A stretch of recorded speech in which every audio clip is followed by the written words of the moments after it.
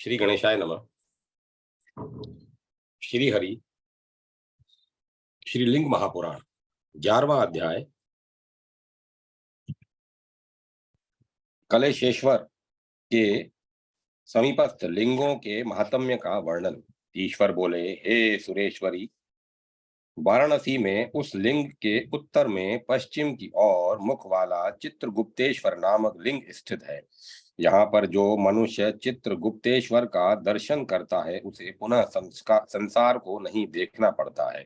हे शुभे, चित्रगुप्त के पश्चिम में छाया के द्वारा स्थापित किया गया अन्य लिंग स्थित है। उस लिंग का दर्शन करने से आतप का कष्ट नहीं होता है।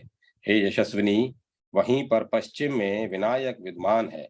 उनके दर्शन मात्र से मनुष्य विघ्नों से बाधित नहीं होता है।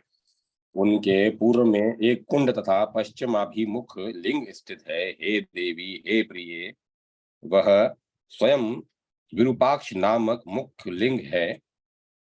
हे भामिनी, उसी के दक्षिण में एक कूप स्थित है। उस कूप के दर्शन से मनुष्य यम का द्वार नहीं देखता है। वहां जो कूप स्थित है उसमें स्नान करना पुण्यप्रद है। वहां पर देवताओं के द्वारा अन्य लिंग भी स्थापित किए गए हैं। कलेशेश कलेशेश के दक्षिण में समस्त पुण्यों का फल प्रदान करने वाला गुहेश्वर नामक पश्चिमाभिमुख लिंग स्थित है। उसी के दक्षिण भाग में वहां पर उत्तमेश्वर तथा वामदेव नामक ये दो लिंग स्थित हैं। हे देवी, उसी के पश्चिम में गंधर्व पद प्रदान करने वाला कम्बलाश्वतारक्ष नामक पश्चिमाभिमुख लिंग स्थित है। वहां उन प्रभु का दूसरा पश्चिमाभिमुख लिंग स्थित है। नलकुबरेश्वर नामक वह लिंग सभी सिद्धियां प्रदान करने वाला है। हे देवी, उसी के दक्षिण में प्रसिद्ध मणिकर्णी विद्यमान है और उसके आगे सभी पापों का नाश करने वाला महातीर्थ स्थित है। मणिकर्णेश्वर देव कुंड के मध्य में स्थित है। उसके दर्शन से इसी शरीर से सिद्धि प्राप्त हो जाती है।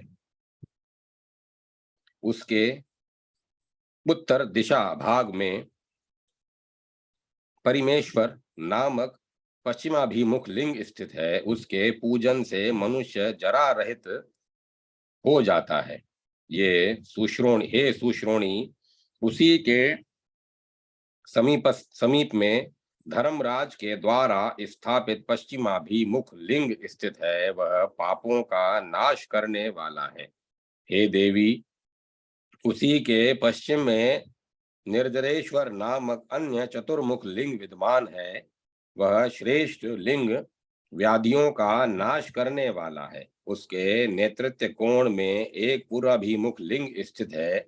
शुभ कर्म वाले जो पितामह तथा अति काय आदि हैं, वे पुण्यशाली लोग यहाँ स्नान करके शास्त्रोक्त विधि से पिंडदान करके तथा नंदीश्वर लिंग का दर्शन करके ब्रह्मलोक से कभी च्युत नहीं होते हैं। उस लिंग के दक्षिण में वरुण के द्वारा स्थापित वरुणेश्वर नामक दूसरा लिंग स्थित है। उसके दक्षिण भाग में एक पश्चिमाभिमुख लिंग स्थित है। मेरी भक्ति से युक्त होकर दैत्यराज बाण ने उसे स्थापित किया है। हे देवी, उसी के दक्षिण में सभी धर्मों का फल प्रदान करने वाला कुष्मांडेश्वर नामक पश्चिमाभिमुख लिंग स्थित है। हे देवी, उसी के पूर्व में राक्षस के द्वारा स्थापित एक लिंग विद्यमान है। उसके दक्षिण भाग में गंगा के द्वारा स्थापित गंगेश्वर नामक लिंग स्थित है। वह देवलोक प्रदान करने वाला है। हे देवेशी, हे शुभे, हे यशस्विनी, उसके उत्तर में यहाँ पर नदियों के द्वारा गंगा के तट पर अनेक लिंग स्थापित किए गए हैं। वहां वेवस्वतेश्वर नामक लिंग का दर्शन करने से मृत्यु का भय दूर हो जाता है। वेवस्वत के पश्चिम में पश्चिमाभिमुख लिंग स्थित है। हे भद्रे, अपने कल्याण की इच्छा वाले आदित्यों के द्वारा वह स्थापित किया गया है। हे भद्रे, उसी के आगे सभी पापों का नाश करने वाला वज्रेश्वर नामक पश्चिमाभिमुख लिंग स्थित है। हे भद्रे, हे देवी, उसी के आगे कनकेश्वर नामक गुहा तथा सनातन पश्चिमाभिमुख लिंग स्थित है। हे देवी, हे यशस्विनी, उस स्थापित लिंग में छाया जैसी दिखाई देती है। जो उसमें छाया का दर्शन करता है वह पाप से लिप्त नहीं होता है। हे देवी, उसी के आगे सभी पापों का नाश करने वाला तारकेश्वर नामक पूर्वाभिमुख शुभ लिंग स्थित है। उस लिंग के पूजन से मनुष्यों को ज्ञान की प्राप्ति होती है। हे देवेशी, वहां कनकेश्वर नामक दूसरा लिंग है। उसके पूजन से यह स्वयं स्वर्ण प्रदान करता है। कनकेश्वर के उत्तर में सभी पापों को नष्ट करने वाला मनुजेश्वर नामक पश्चिमाभिमुख मुख लिंग स्थित है। हे देवी, उसी के आगे एक पूर्वाभिमुख लिंग स्थित है। हे देवी, इंद्र ने मेरी भक्ति से उसे स्थापित किया है। हे देवी, उसके दर्शन मात्र से ज्ञान प्राप्त हो जाता है। हे देवी, उसी के दक्षिण में रंभा के द्वारा मुख लिंग स्थापित किया गया है। हे देवी, वह दक्षिणाभिमुख स्थित है। इंद्रेश्वर के उत्तर में एक पश्चिमाभिमुख लिंग स्थित है। हे भद्रे, देवराज की पत्नी शची ने उसे स्थापित किया है। उसके उत्तर दिशा भाग में लोकपालों के द्वारा लिंग स्थापित किया गया है। देवताओं, असुरों, मरुदगणों, यक्षों, नागों, गंधर्वों, किन्नरों, अप्सराओं, लोकपालों तथा सुरों के द्वारा वहां पर अनेक लिंग स्थापित किए गए हैं। उसी के दक्षिण में महापातकों का नाश करने वाला पूर्वाभिमुख लिंग स्थित है। हे भद्रे, वह फाल्गुन के द्वारा स्थापित किया गया है। उसके दक्षिण दिशा भाग में महापाशुपतेश्वर नामक लिंग स्थित है। हे देवी, उसके दर्शन से मनुष्य संपूर्ण ज्ञान का भाजन हो जाता है। हे देवी, उसी के पश्चिम में समुद्र के द्वारा एक लिंग स्थापित किया गया है। उसी के दक्षिण भाग में लोक प्रसिद्ध पश्चिमाभिमुख ईशान लिंग स्थित है। हे देवी, उसके दर्शन से मनुष्य अपना उद्धार कर लेता है। हे देवी, उसके ही पूर्व में वाराणसी के अंतर्गत लांगली नामक लिंग है। सभी ऐश्वर्यों से युक्त और शुभ वह लिंग मोक्ष देने वाला है। कलयुग को भयंकर हाहाकार से युक्त तथा अचेतन जानकर मैं ब्राह्मणों के हित के लिए उस स्थान में स्थित हूँ। वह मूर्ति दिव्य है तथा उसे दिव्य ज्ञान कहा गया है। विप्रों पर अनुग्रह करने के लिए मैं उन्हें पाशुपत व्रत से युक्त करता हूँ। ब्रह्मचारी, गृहस्थ, वानप्रस्थ तथा यति, इनमें परस्पर भेद है और ये भिन्न भिन्न रूपों में पृथक रूप से स्थित है। ज्ञान रहित ये सब बार बार जन्म लेने वाले कहे गए हैं। ब्राह्मणों के हित के लिए मैंने पाशुपत का ज्ञान प्रकाशित किया है। हे महाभागे, हे प्रिय, जो 6 अंगों और पद एवं क्रम सहित सभी वेद तथा सभी योग शास्त्र हैं, उन्हें लेकर दधी से घृत की भांति वेद में पाशुपत व्रत को प्रकाशित किया गया है। हे महाभाग, पाशुपत व्रत करने पर 6 महीने में योगेश्वर्य प्राप्त होता है। जिसके जिसके योग तथा व्रत का प्रभाव होता है, उन्हीं योग ज्ञानियों में धर्म तथा सुख स्थित रहता है। हे यशस्विनी, धर्म, इंद्रिय निग्रह, अहिंसा, सत्य तथा विद्याध्ययन, ये सब ब्राह्मणों के लिए समान रूप से विहित है। सभी से मित्रता का भाव रखने वाला ब्राह्मण सदा उत्तम गति प्राप्त करता है। पाशुपत व्रती को चाहिए कि भस्म सा भस्माधारण भस्म धारण किए रहे। अंतर्याग करने वाला तथा लिंग निर्माल्यधारी यति को अपने निवास स्थान में रहना चाहिए।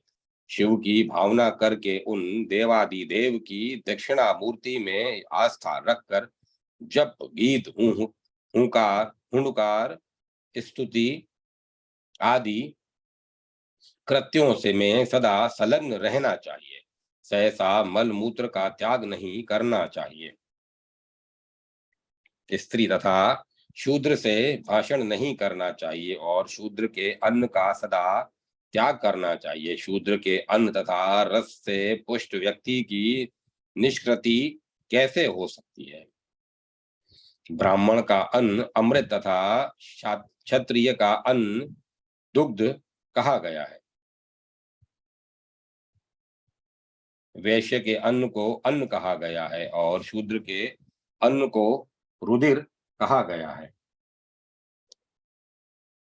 अतः हे देवी, यदि कोई मेरे लोक की इच्छा करता हो तो उसे शूद्र के अन्न का त्याग कर देना चाहिए और शमशानवासी तथा धर्मात्मा होकर यथापलब्ध अन्न से निर्वाह करना चाहिए।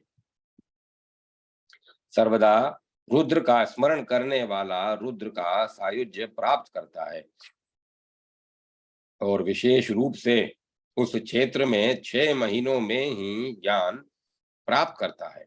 जो शिव जी की नित्य पूजा करता है वह निश्चित रूप से मोक्ष प्राप्त करता है, इसमें संदेह नहीं है।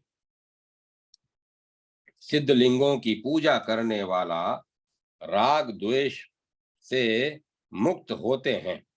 जो मनुष्य यहाँ जो मनुष्य वहाँ सिद्ध आयतनों की पूजा में संलग्न रहते हैं, मेरे द्वारा उनका मोक्ष बताया गया है।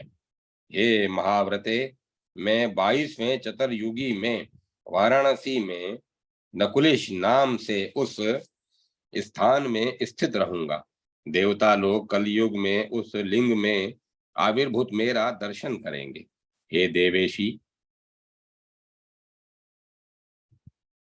इस स्थान पर भी स्वर्ग में निवास करने वाले वक्रानी, मधुपिंग, श्वेत केतु नाम वाले मेरे पुत्र इस लिंग में माहेश्वर योग प्राप्त करके श्रेष्ठ योग गति को प्राप्त हुए। नकुलेश नामक देव का लिंग पूर्वाभिमुख स्थित है। वह लिंग 4 पुरुषों से युक्त होकर स्थित है। हे देवी, उसका तथा नकुलेश्वर और कपिलेश्वर का दर्शन करके मनुष्य रुद्र का सालोक्य प्राप्त करता है। यही पंचायतन है जिसे पहले ही कह दिया गया है। मेरा यह व्रत सेवन परम रहस्यमय है। जो मेरी भक्ति से रहित है उनसे मेरे विषय में नहीं बताना चाहिए। पाशुपद पद में सम्यक व्रत निषेवण कहा गया है। हे देवी, इंद्र ने इन लिंगों के दर्शन से उस पद को प्राप्त किया था, इसमें संदेह नहीं है। इन लिंगों के दर्शन से मनुष्य सदा शिव में प्रीति रखने वाला हो जाता है। अविमुक्त महाक्षेत्र है तथा सिद्ध गणों के द्वारा सेवित है। हे देवी, जो यहाँ शिव का पूजन करता है उसका निश्चित रूप से मोक्ष हो जाता है, इसमें संशय नहीं है। सिद्धि की इच्छा वाला द्विज श्रेष्ठ यहाँ सिद्धि प्राप्त करेगा।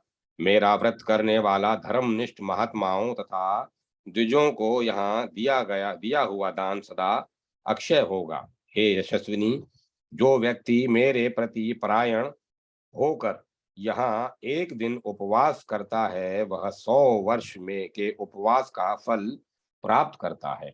इस प्रकार श्रीलिंग महापुराण के अंतर्गत वाराणसी महात्म्य में गुरुआयतन वर्णन नामक 11वां अध्याय पूर्ण हुआ।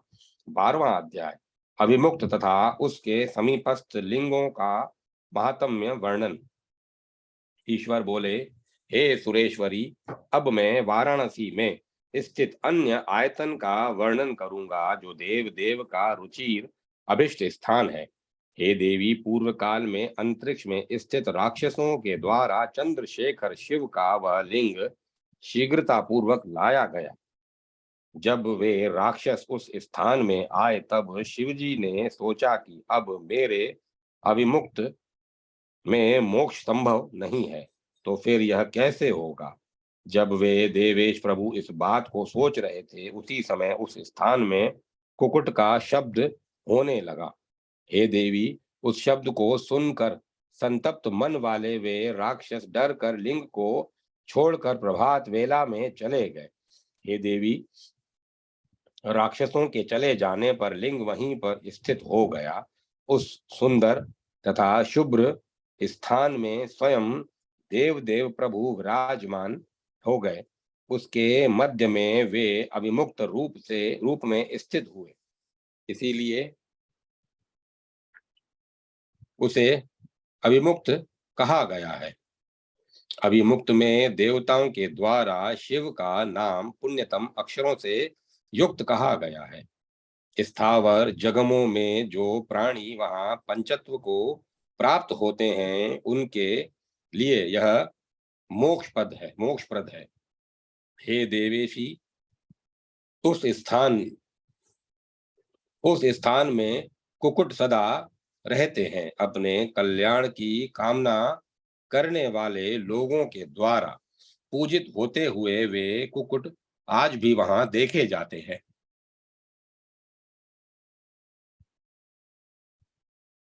जो मनुष्य वहां अभिमुक्त लिंग का सदा दर्शन करेगा, उसका पुनर्जन्म 100 करोड़ कल्पों में भी नहीं होगा। उस लिंग के दक्षिण भाग में एक सुंदर ज्ञानवापी है। उसका जल पीने से पुनर्जन्म नहीं होता है।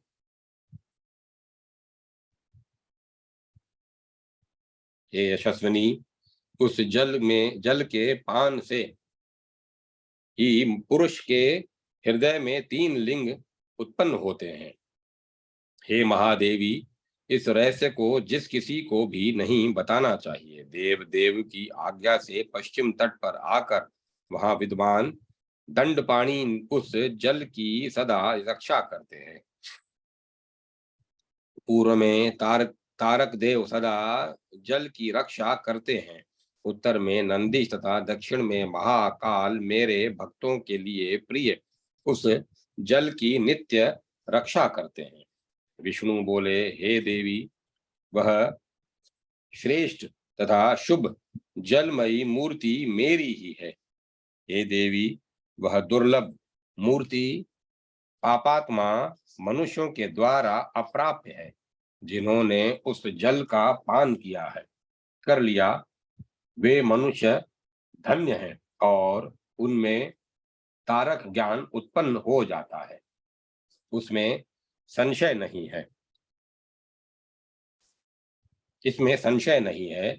उस वापी के जल में स्नान करके दंड पानी का दर्शन कर और उसके बाद अभिमुक्त लिंग का दर्शन करके मनुष्य क्षण भर में कैवल्य प्राप्त करता है। अभिमुक्त के आगे प्रीतिकेश्वर नामक पश्चिमाभिमुख लिंग स्थित है। वह शाश्वत प्रीति प्रदान करता है। अभिमुक्त के उत्तर में ही एक पश्चिमाभिमुख लिंग स्थित है। हे देवी, वह भी अभिमुक्त है तथा मोक्षकेश्वर नाम से प्रसिद्ध है। हे देवेशी, उसके दर्शन से मनुष्य ज्ञानी हो जाता है। हे देवी, उसके उत्तर में पापियों के भय का नाश करने वाला वरुणेश्वर नामक चतुर्मुख लिंग विद्यमान है। उसके पूर्व में समीप में ही यज्ञों का फल प्रदान करने वाला सर्वनाश सर्वनाशेश्वर नामक मुख लिंग स्थित है। उसी के उत्तर में पुण्यदायिनी स्वयं गौरी स्थित है। उन देवी के दर्शन से परम सौभाग्य प्राप्त होता है। उस सर्वणेश्वर देव के दक्षिण में निकुंभ नामक गण विद्यमान है। हे देवी, उसका दर्शन करके मनुष्य क्षेत्रवास प्राप्त करता है। हे यशस्विनी, वहीं पर पश्चिम में विनायक स्थित है। उनके उनके दर्शन मात्र से मनुष्य विघ्नों से बाधित नहीं होता है। निकुंभ के पूर्व में वह निकुंभ के पूर्व में एक पश्चिमाभिमुख लिंग स्थित है। हे देवी, हे प्रिय, वह साक्षात विजय नामक मुख लिंग है।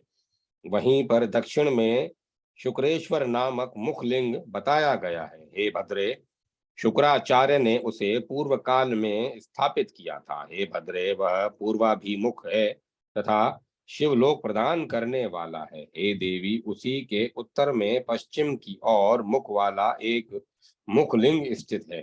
हे देवी, वह देवयानी के द्वारा स्थापित किया गया है।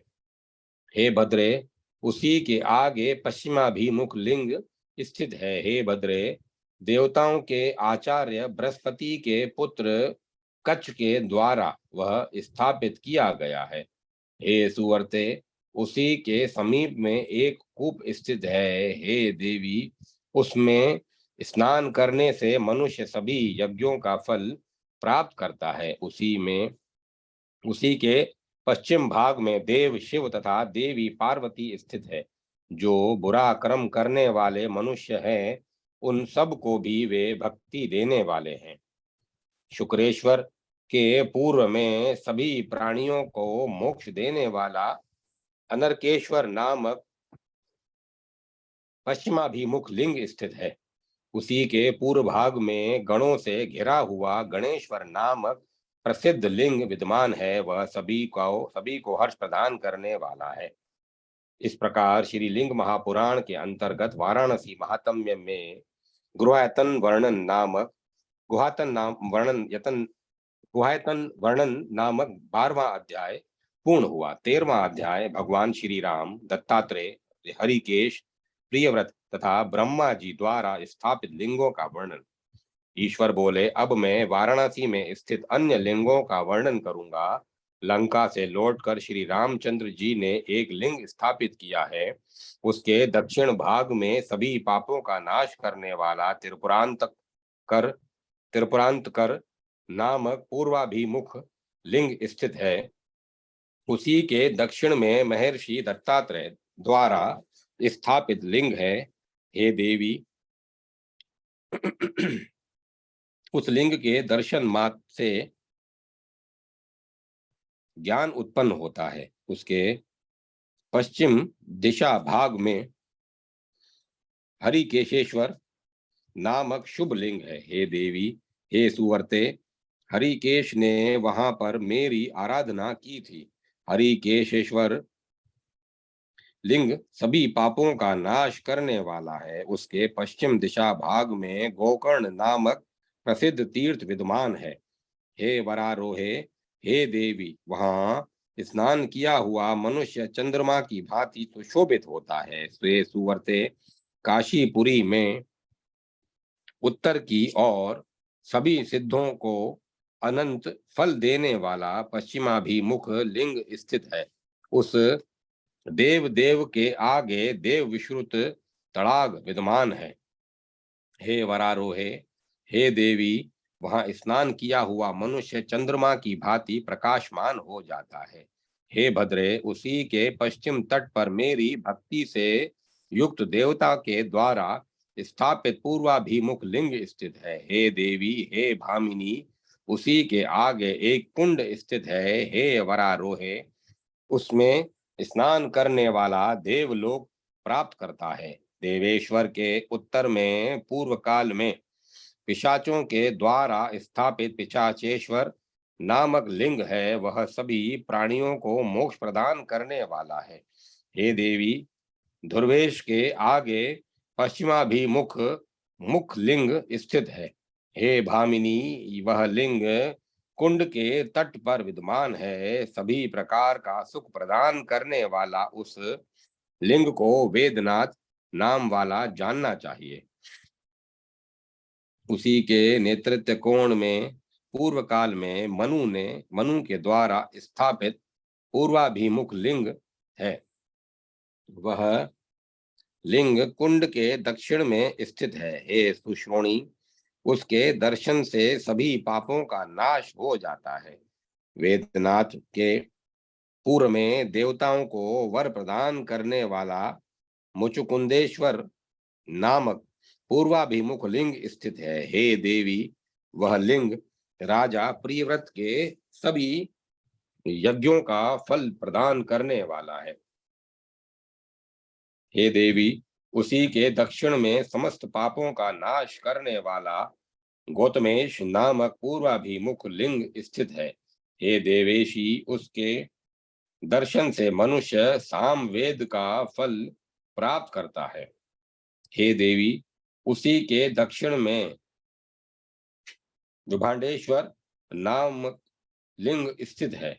उसके दक्षिण में ऋषिशृंगवर ऋषिशृंगरेश्वर नामक लिंग स्थित है। हे देवी, उसी के पूर्व में ब्रह्मेश्वर लिंग बताया गया है।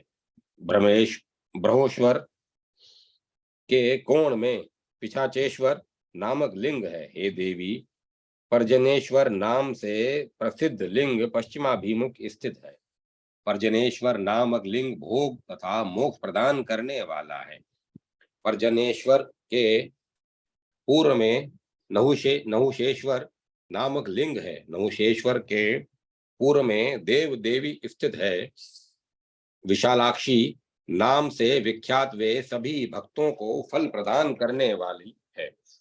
उसी के दक्षिण भाग में जरासंधेश्वर नामक चतुर्मुख लिंग स्थित है। हे देवी, उस लिंग का दर्शन करने से वह समस्त फल प्रदान करता है। हे देवी, उसी के दक्षिण में सभी प्राणियों को सुख प्रदान करने वाली भोगों ललित का स्थित है। भोगा ललित का स्थित है। हे देवी, वे सभी सिद्धियां देने वाली हैं। जरासंधेश्वर के आगे स्वर्ण का फल प्रदान करने वाला हिरणाक्षेश्वर नामक पूर्वाभिमुख लिंग स्थित है। उसी के दक्षिण में ययातीश्वर नामक पूर्वाभिमुख लिंग विद्यमान है। वह लिंग सभी कामनाओं का फल देने वाला है।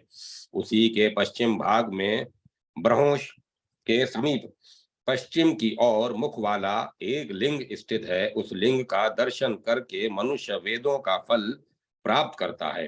अगस्त्य के समीप में एक मुखलिंग स्थित है। पूर्व काल में गंधर्व विश्वावसु ने उस लिंग को स्थापित किया था। अगस्तेश्वर के पूर्व में मुंडेश नाम से प्रसिद्ध पश्चिम की ओर मुख वाला लिंग विद्यमान है। वह लिंग मनुष्यों को वीर सिद्धि प्रदान करने वाला है। हे देवी, उसी के दक्षिण में विधि लिंग स्थित है। हे पार्वती, के विधि ब्रह्मा के द्वारा स्थापित वह लिंग पश्चिमाभिमुख स्थित है। विधीश्वर के दक्षिण में सर्वत्र प्रसिद्ध एक तीर्थ है। वहां पर दशाश्वमेधिक नामक लिंग स्वयं स्थित है। हे देवी, उसका दर्शन करके मनुष्य अश्वमेध का फल प्राप्त करता है। दशाश्वमेध के उत्तर में वहां पर मातृकाएं स्थित हैं। हे वर्णवर्णी, उनके मुख में एक कुंड स्थित है। वहां जो मनुष्य, चाहे वह स्त्री हो अथवा पुरुष हो, स्नान करता है, वह मातृकाओं की कृपा से वांछित फल प्राप्त करता है। अगस्तेश अगस्तेश के दक्षिण में सभी प्रकार के आरोग्य की वृद्धि करने वाला पुलस्तेश्वर नामक पूर्वाभिमुख लिंग स्थित है। उसके दक्षिण दिशा भाग में सभी सिद्धियां प्रदान करने वाला पुष्पदंतेश्वर नामक एक अन्य लिंग स्थित है। उसी के आगे कोण में महान लिंग विद्यमान है। वे देवर्षियों के द्वारा स्थापित किए गए हैं और सभी प्रकार की सिद्धियां देने वाला है।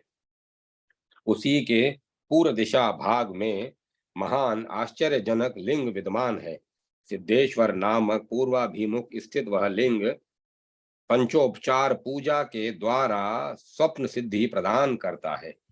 इस प्रकार श्रीलिंग महापुराण के अंतर्गत वाराणसी महात्म्य में गुहायतन वर्णन नामक 13वां अध्याय पूर्ण हुआ।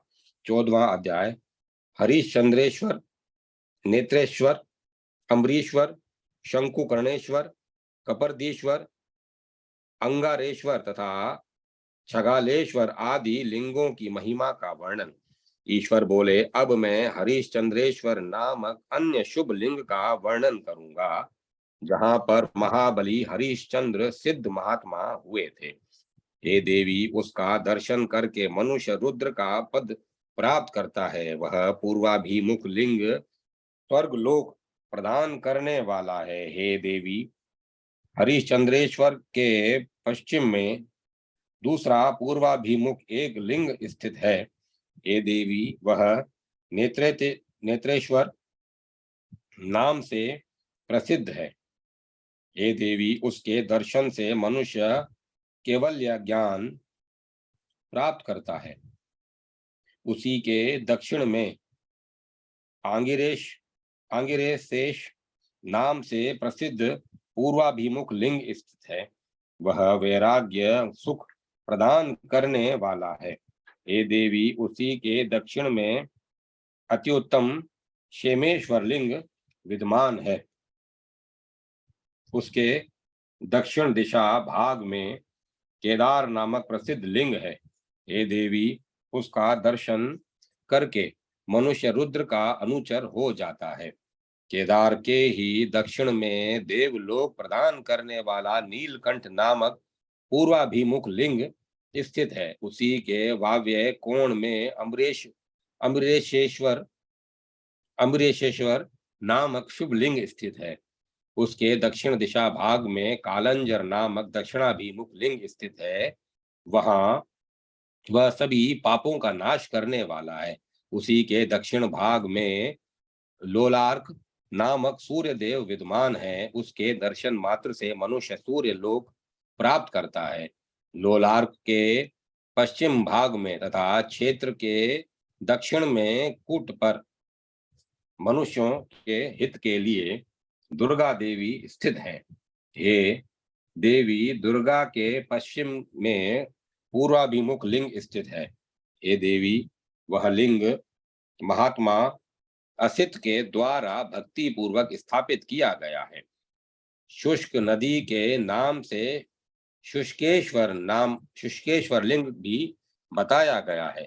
शुष्केश्वर के पश्चिम में जनकेश्वर नामक लिंग विद्यमान है। हे महाभागे, जनक के द्वारा भक्ति पूर्वक उसे स्थापित किया गया है। हे शुभे, वह लिंग पश्चिम की ओर मुख वाला है। उसके दर्शन से मनुष्य व्यथा रहित हो जाता है।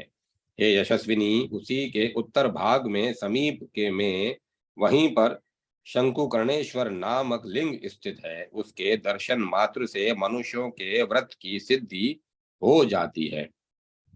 शुष्केश्वर के उत्तर में सिद्धेश्वर नामक पश्चिमाभिमुख लिंग स्थित है। वह कुंड के तट पर ही स्थित है। वहां पर कुंड में स्नान करके तथा सिद्धेश्वर का दर्शन करके मनुष्य समस्त सिद्धियों को पार चला जाता है समस्त सिद्धियों के पार चला जाता है। शंकुकर्णेश्वर के वाव्य दिशा भाग में देवताओं तथा सिद्धियों से वंदित मांडवेयेश नामक लिंग विद्यमान है। उसके समीप में स्वयं देव शिव जी स्थित है। हे देवी, वे महाप्रभु वहां गणों तथा देवी पार्वती से घिरे रहकर अपने द्वार पर विराजमान रहते हैं और स्वयं क्षेत्र की रक्षा करते हैं। देव के उत्तर भाग में समीप में ही वहां पर एक मुख लिंग है। हे शुभे, वह लिंग पूर्वाभिमुख है। उसी के उत्तर भाग में छागलेश्वर नामक पश्चिमाभिमुख लिंग स्थित है।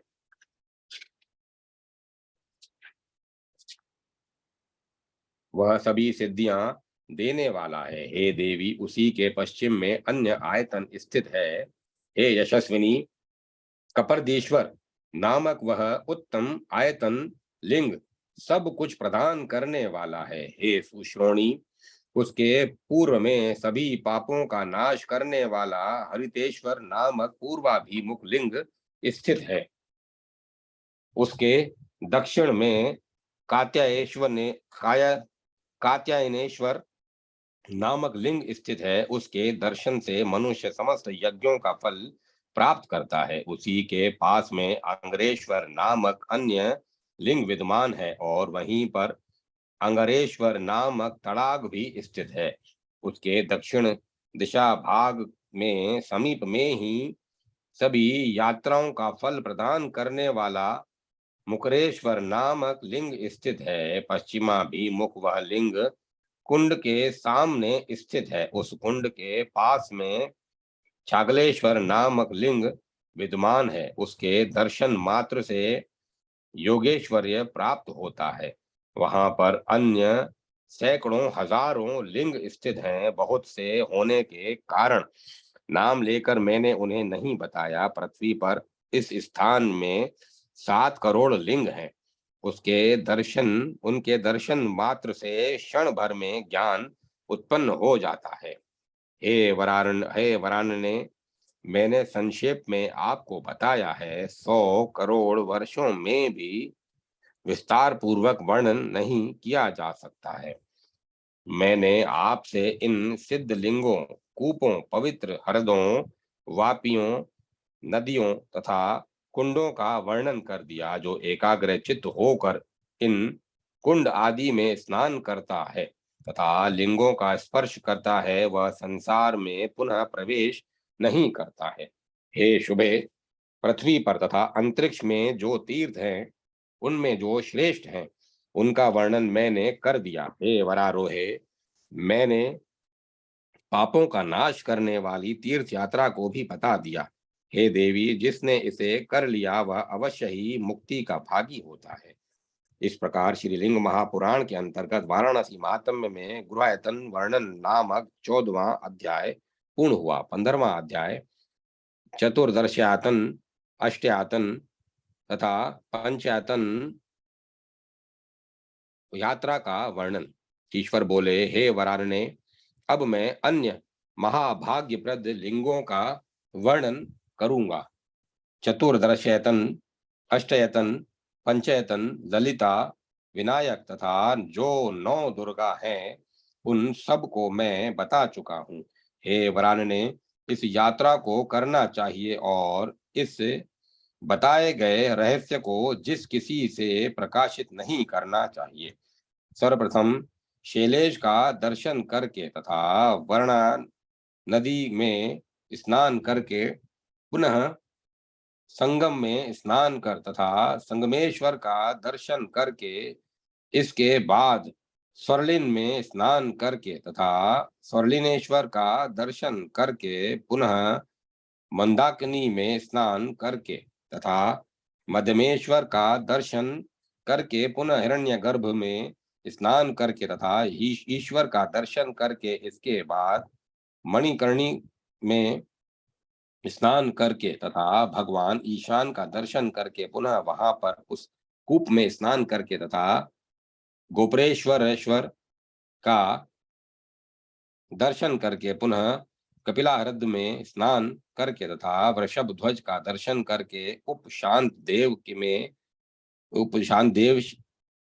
देव के दक्षिण में स्थित जो उत्तम कूप है, उस कूप में स्नान करके तथा उपशांतेश्वर का दर्शन करके अनंतर पंचचूड़ाहृद में स्नान करके मनुष्य को ज्येष्ठ स्थान का अर्चन करना चाहिए। इसके बाद चतुष समुद्र कूप में स्नान करके देव लिंग का दर्शन पूजन करना चाहिए। देव के आगे स्थित कूप के जल से स्नान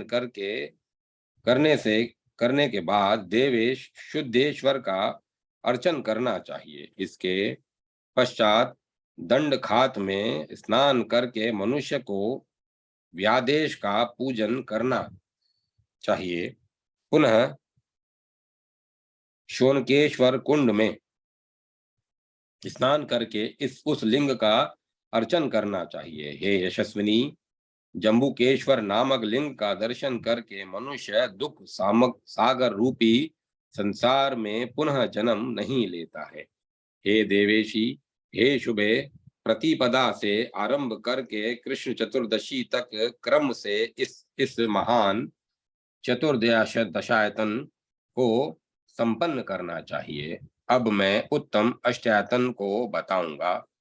हे देवी, उसका दर्शन करके मनुष्य को लांगलीश के स्नान में जाना चाहिए।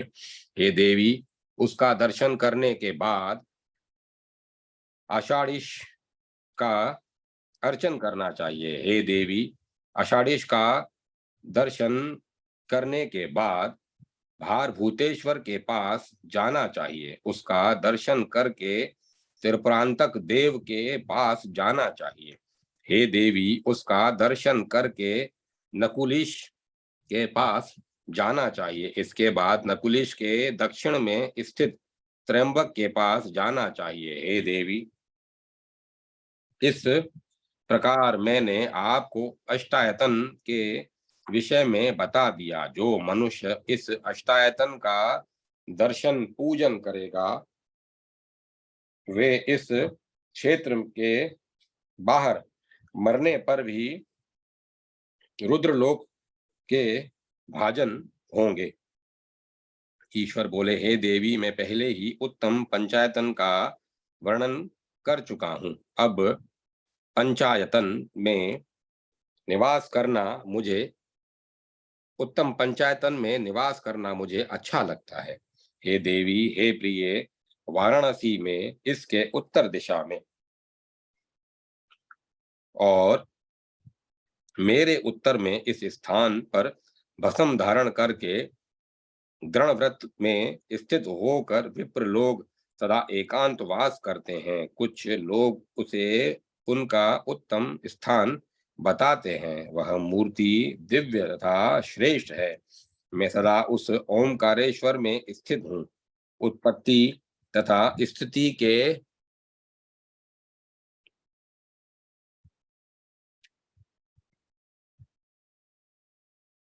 के समय मैं उस आयतन में स्थित रहता हूँ। जो इस बात को जानता है वह पाप से लिप्त नहीं होता है। हे शुभे, यह सत्य है, सत्य है, सत्य है, 3 बार सत्य है, यह अन्यथा नहीं है। यदि कोई मेरे लोक की इच्छा करता हो तो शीघ्र ही वहां जाए। हे देवी, इस प्रकार मैंने विस्तार पूर्वक फिर से आपको यह बता दिया। ईश्वर बोले, अविमुक्तेश्वर, स्वर्लिनेश्वर तथा शुभ मध्यमेश्वर ये त्रिकंटक नाम वाले हैं तथा मृत्यु काल में अमृतत्व प्रदान करने वाले हैं। हे शुभे, मैंने उस क्षेत्र के महत्व का कारण आपको बता दिया। यह वाराणसी पुण्यमयी, श्रेष्ठ तथा पशुपति के भक्तों की स्थली है। और हे सुंदरी, यह सभी प्राणियों के मोक्ष की हेतु है। अभिमुक्तेश्वर, स्वर्लिनेश्वर, ओंकारेश्वर, चंडेश्वर, मध्यमेश्वर, कृतिवासेश्वर, यह षडंग लिंग कहा गया है। अभिमुक्त महाक्षेत्र में यह मेरा परम गृह स्थान है। यदि कोई परम पद चाहता है तो उसे उपदेश पूर्वक इसे जानना चाहिए। इस रहस्यमय महात्म्य को जिस किसी से भी प्रकाशित नहीं करना चाहिए। अब मैं यात्रा काल का वर्णन करूंगा। उसी के काम कुंड में स्नान तथा पूजन में तत्पर देवताओं ने चैत्र मास में इस शुभ यात्रा को किया था। विमलेश्वर कुंड में स्नान पूजन में तत्पर दैत्य राजों ने वैशाख मास में इस यात्रा को पूर्व काल में किया था।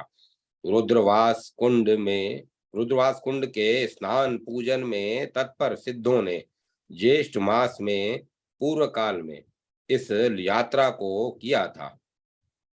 श्रीदेवी के कुंड में स्थित होकर स्नान पूजन में तत्पर रहने वाले गंधर्वों के द्वारा आषाढ़ मास में मेरी यह यात्रा की गई थी।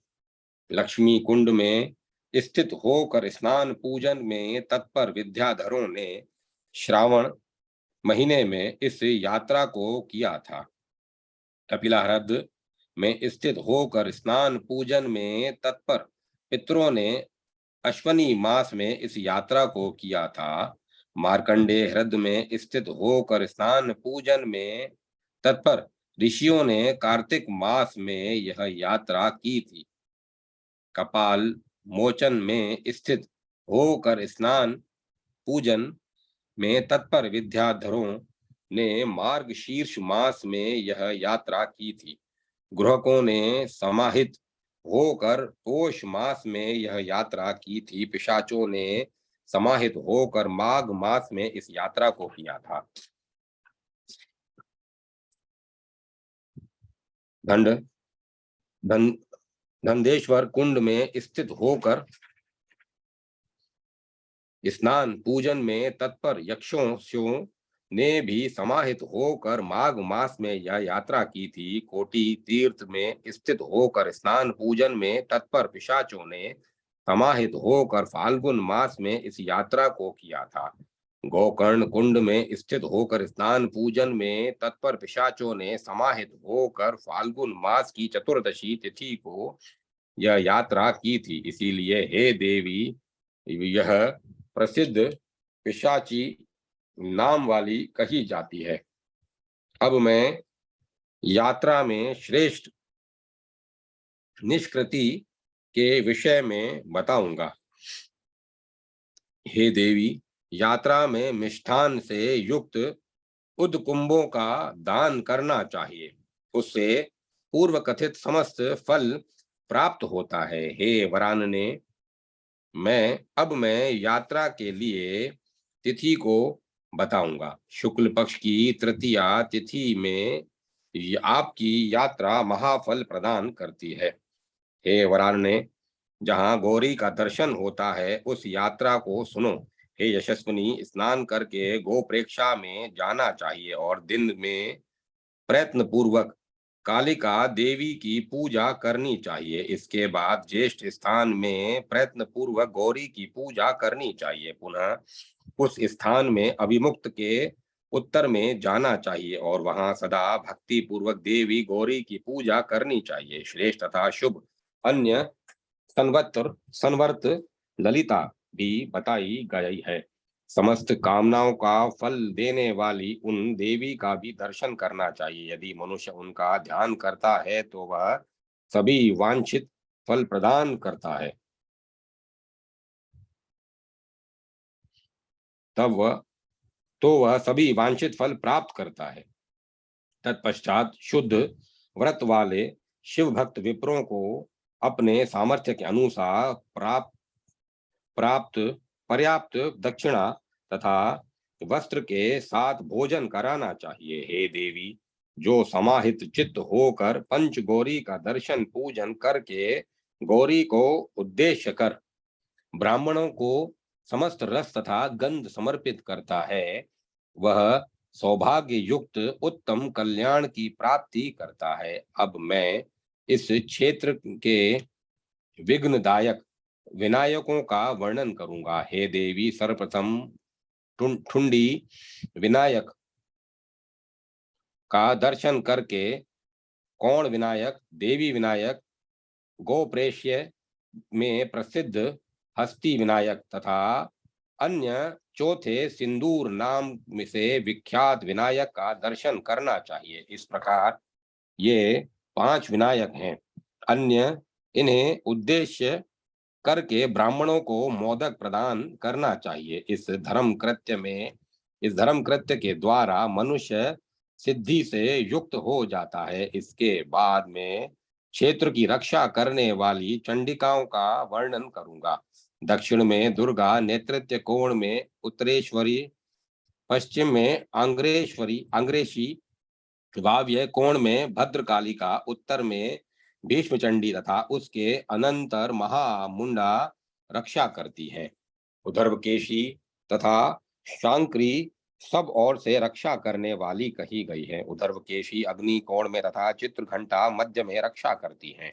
हे देवी, जो मनुष्य इन चंडिकाओं का दर्शन करता है उस पर प्रसन्न होकर मैं सब चंडिकाएं तत्पर उस पर प्रसन्न होकर वे सब चंडिकाएं तत्पर होकर क्षेत्र की रक्षा करती हैं। और हे देवी, उसके पापों का वो निरंतर कष्ट नष्ट करती हैं। इसीलिए हे देवी, यदि कोई वाराणसी में सतत शुभ स्थिति को चाहता है तो उसे विनायकों सहित चंडिकाओं का पूजन सदा करना स, पूज चंडिकाओं की पूजा सदा करनी चाहिए। हे सुरेश्वरी, अब मैं उस क्षेत्र में स्थित अन्य तीर्थों को बताऊंगा। पवित्र जल वाली 3 नदियां वहां स्थित हैं और सदा प्रवाहित होती रहती हैं, जिनके दर्शन मात्र से ब्रह्म हत्या दूर हो जाती है। पहली पितामह स्तोत्रा, दूसरी मंदाकिनी, तीसरी मत्स्योदरी। ये तीनों नदियां पुण्य प्रदान करने वाली हैं। पुण्यमयी मंदाकिनी नदी मध्यमेश्वर में स्थित है। पुण्यदायिनी पितामह स्तोत्रा अभिमुक्तेश्वर में है और पुण्यप्रदा मत्स्योदरी सभी देवताओं के साथ ओमकारेश्वर में स्थित है। हे भामिनी, जब गंगा उस स्थान में आती है तब देवताओं के लिए भी दुर्लभ वह पुण्यतम काल होता है। वर्णा के जल से सिक्त तथा गंगा के जल से मिश्रित वहां पुण्यप्रद नादेश्वर में स्नान करके मनुष्य को कौन सा संताप रह जाता है। हे देवी, उस समय वहीं पर मैंने स्नान किया था। हे देवी, उस समय हस्ततल से क्षण भर में मेरा कपाल गिर पड़ा। उससे वहीं पर कपाल मोचन नामक एक महान सरोवर हो गया। सभी जीवों को पवित्र करने वाला तथा सभी देहधारियों को पुण्य प्रदान करने वाला ओमकारेश्वर नामक जो तीर्थ है, वहां भी मैंने स्नान किया था। इसीलिए वह लिंग ओमकारेश्वर नाम से पुकारा जाता है। ओमकारेश्वर की सन्निधि में मत्स्योदरी के जल में जब गंगा मिलती है उस समय उस जल में स्नान करके मनुष्य ब्रह्म हत्या से मुक्त हो जाता है। मत्स्योदरी के जल में स्नान करने तथा ओमकारेश्वर का दर्शन करने से उस मनुष्य को शोक मोह जरा तथा मृत्यु ये सब स्पर्श भी नहीं करते हैं। इस प्रकार श्रीलिंग महापुराण के अंतर्गत वाराणसी महात्म्य में गृहतन वर्णन नामक 15वां अध्याय पूर्ण हुआ। 16वां अध्याय काशी में लिंगार्चन की महिमा। विष्णु बोले, यह सुनकर प्रफुल्लित नेत्रों वाली वे देवी ओमकारेश्वर का दर्शन करने के लिए कपिलेश्वर में आ गईं। अतः आप भी देवे सदा शिव का पूजन कीजिए, इससे आपको सदा परम आनंद तथा परम पद प्राप्त होगा। यह परम रहस्य सुनकर चक्रपाणी विष्णु के पास से आकर वे शिव में आसक्त चित्त होकर प्रभु ओमकारेश्वर का अर्चन निरंतर करने लगे। सूर्य बोले, अतः आप भी दुर्धर्ष सुरेश्वर की आराधना कीजिए। इसके द्वारा आप उस पद को प्राप्त कर लोगे जो अन्य लोगों से दुर्लभ है। भगवान सूर्य का वचन सुनकर वे वाराणसी में आ गए और हे देवी, वहां पर ओमकारेश्वर का दर्शन करके उन्हें प्रणाम कर असाधारण आराधना परायण होकर देव देव के पास चतुर्मुख लिंग की स्थापना करके कृत्य तथा पवित्र हो गए और महत्व की प्राप्ति करके ईश्वर में निश्चय बुद्धि वाले हो गए। अतः हे गार्गे, यदि आप भी कल्याण तथा अपने मन की स्थिरता चाहते हैं तो देवेश की आराधना कीजिए, जो साक्षात शिव हैं। वे ही ओमकारेश्वर नाम से उस स्थान में विराजमान है। हे महामुने, मैंने आपके स्नेह के कारण ही इस लिंग के माहात्म्य को बताया है। यह अकार, उकार तथा मकार से युक्त कहा गया है। मुनि कालिक वृक्षीय इस लिंग में सिद्ध हुए हैं। उसमें अकार को विष्णु लोक की गति प्रदान करने वाला जानना चाहिए। उसके दक्षिण भाग में ही ओमकार नामक लिंग बताया गया है। वहां देवार्च्य बृहस्पति परम सिद्धि को प्राप्त हुए हैं। उसमें उकार को ब्रह्मा का अव्यय पद देने वाला जानना चाहिए।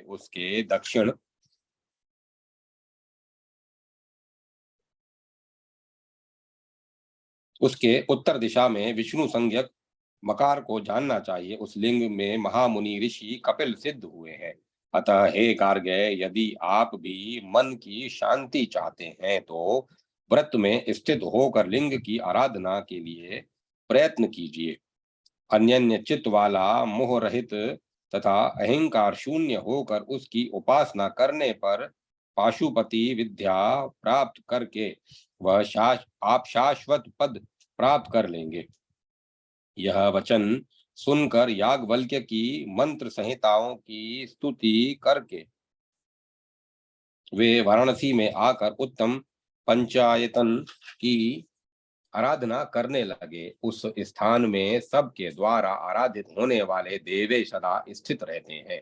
अतः जो कोई दूसरे लोग भी लिंग की आराधना में संलग्न रहते हैं, उन्हें अंतिम समय में ज्ञान का उदय हो जाता है। इसे जानकर जो मनुष्य लिंग के अर्चन में सदा रत रहता है, 100 करोड़ कल्पों में भी उसका पुनर्जन्म नहीं होता है।